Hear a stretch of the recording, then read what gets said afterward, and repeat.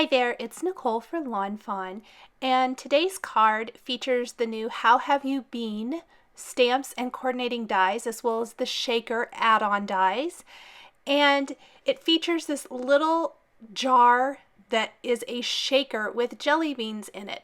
So super cute and fun. And you can choose to customize the jelly beans with the little faces or not, depending on what you want to do. I love the little faces. I think they're really fun. A couple years ago, I did a gumball card and did the same thing. And it's always been one of my favorites by customizing the gumballs with the faces.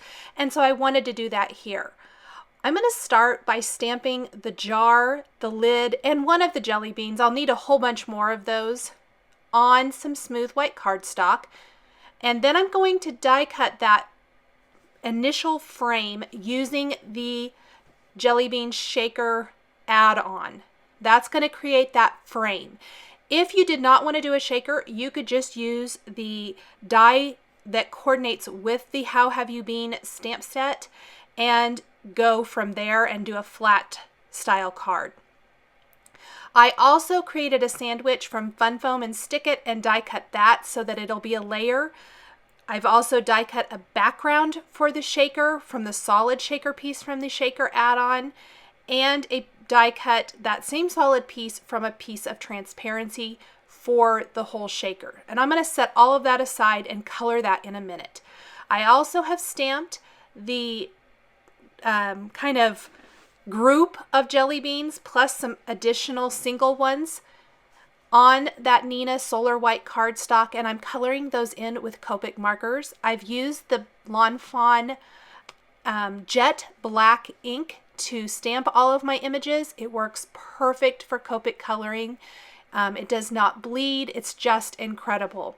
I'm going for a pretty traditional kind of jelly bean mix, I think, here with orange and red, yellow, green, and pink.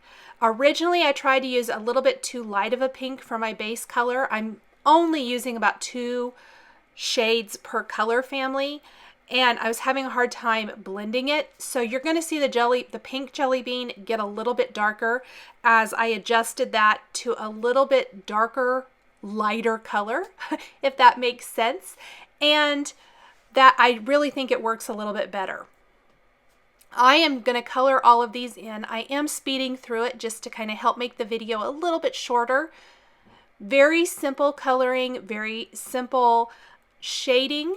The real fun factor, I think, for these jelly beans is going to come in those extra little steps here at the end where I'm going to create some little highlight areas, and that's going to make the entire thing pop. Otherwise, it's fairly simple looking, and creating the little highlights is really simple as well. There's a couple different ways you can go about doing that. I'm using both of the ways. You could use them on their own if you wanted to as well, but I like to take a colorless blender and add a little highlight, and it's going to kind of move some of that ink away from where you lay down the colorless blender. The colorless blender is not really a blender at all. It just moves that ink away. So I did that on some of these. Here I'm going to show you I'm doing it on a few more of the jelly beans. And that ink just kind of gradually moves away. Then over that area, I'm taking a white opaque pen and adding even more of a highlight so there's real definition to that. So I'll do the same thing with these jelly beans. On the darker ones, you're going to see it a little bit more. As that ink dries, it's just moving that ink away that I've already laid down. Then the white opaque pen over it to really make those highlights pop.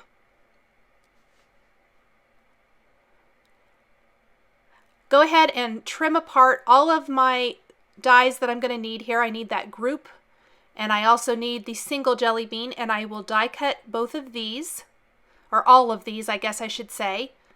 Then I'm going to take the adorable little faces, and I'm just going to mix and match those all over.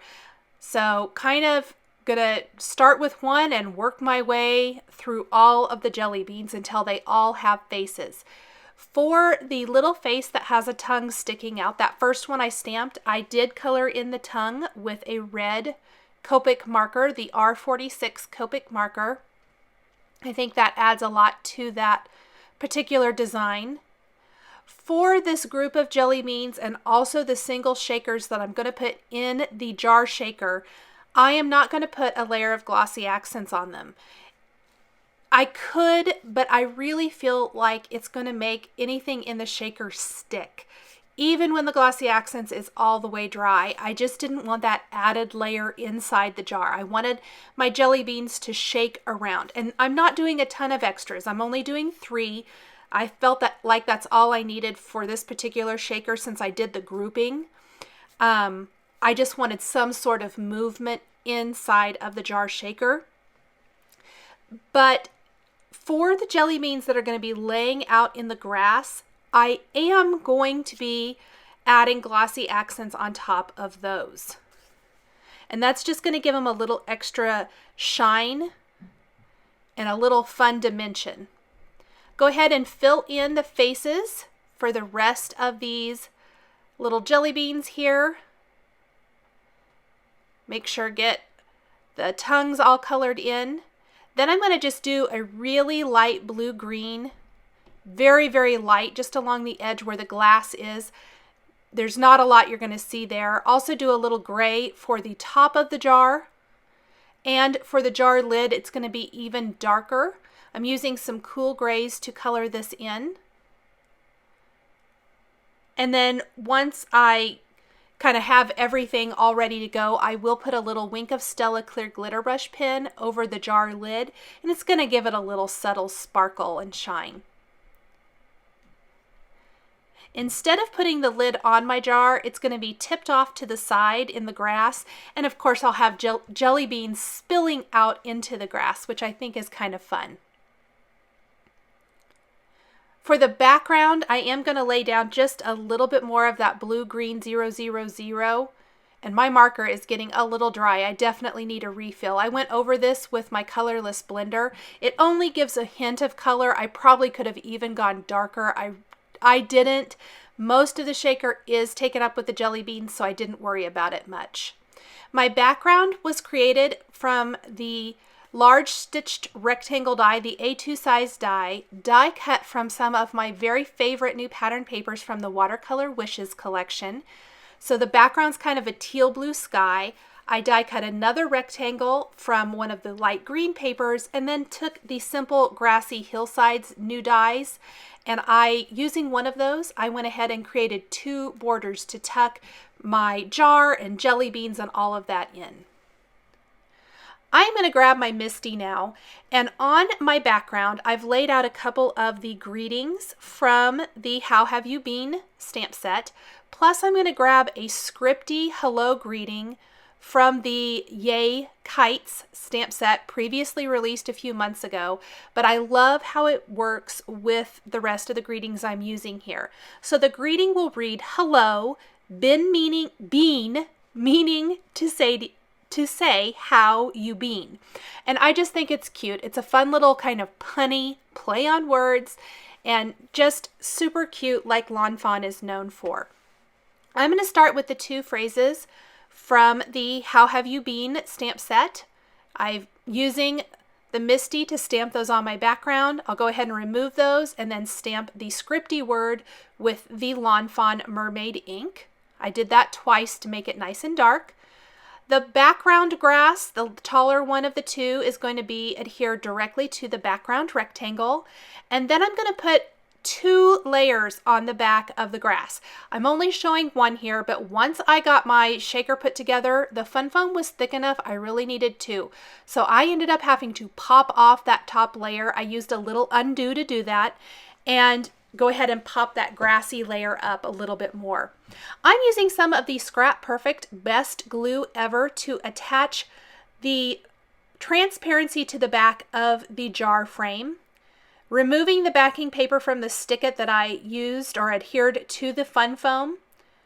I'm going to take a powder tool and just run that all around the edges. Hopefully the jelly beans won't stick to the edges that way.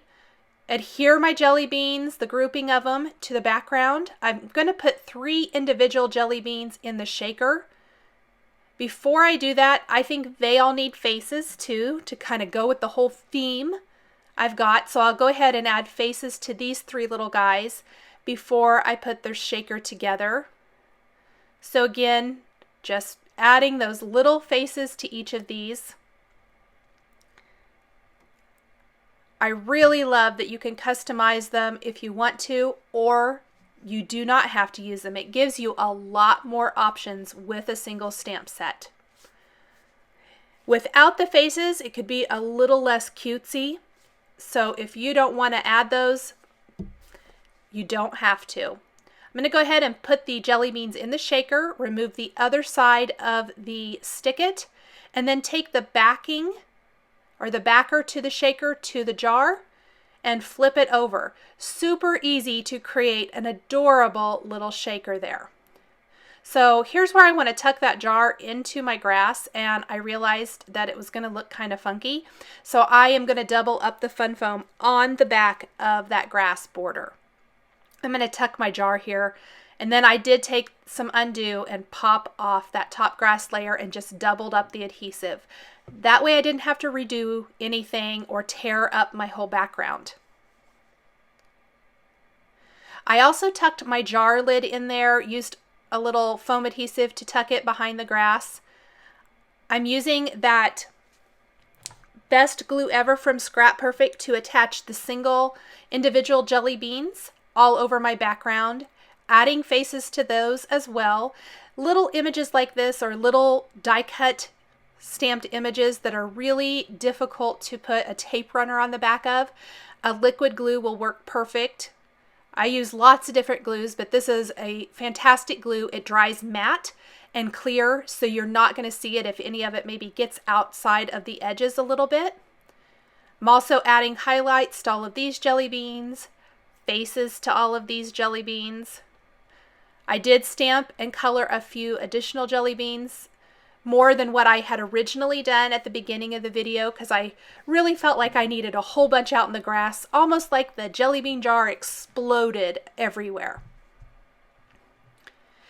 Probably it would have been easier if I had added the glossy accents to these and let it dry and then glued them to the page or to the card, but I adhered them and then realized I really wanted to add glossy accents, so I'm just kind of carefully going to do that, and I'll show you that a fine tip that is really going to make it easier. It's the No Clog writing cap from Scrap Perfect, and it creates a nice fine line of glue. Before I do that, I am going to add a few sequins to the background using the Best Glue Ever from Scrap Perfect. And to pick up my sequins, I'm using the Scrap Perfect Embelly Jelly. You can just take a little bit of this sticky material, put it on the end of the craft stick here, and then pick up your sequins really easily. You don't have to try to pick them up with your fingers, and place them where you want them to go. So I put little dots of glue on the background, and then I'm simply placing my sequins over those little dots of glue with that little Embelly Jelly tool. Do a few more up above and also a few down in the grass to kind of even it all out really nicely. And that one, I should not have touched it with my finger. My finger was sticky, so it kind of came up.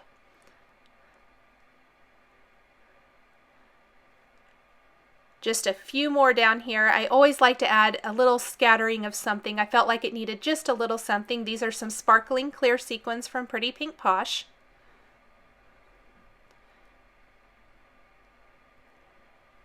Once I have all of those in place, I am going to take that No Clog writing cap from Scrap Perfect and twist it onto the top. Here is that Wink of Stella clear glitter brush pen, and I'm coloring the cap or the lid for my jar. It's going to give it just a little subtle shine.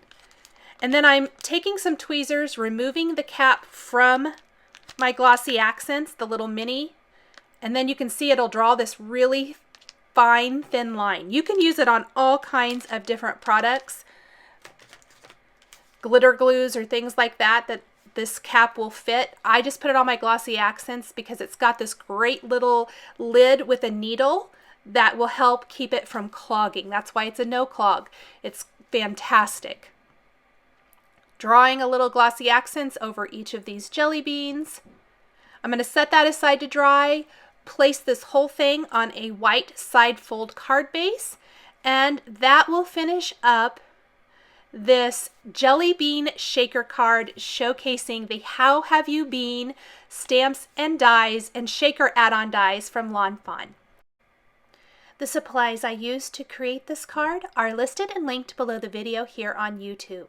Here are a couple more videos showcasing Lawn Fawn stamps and dies that you might be interested in. The first one is a Easter pop-up card, and the second is an Easter card customized with distress inks. Thanks for watching, and we'll catch you next time.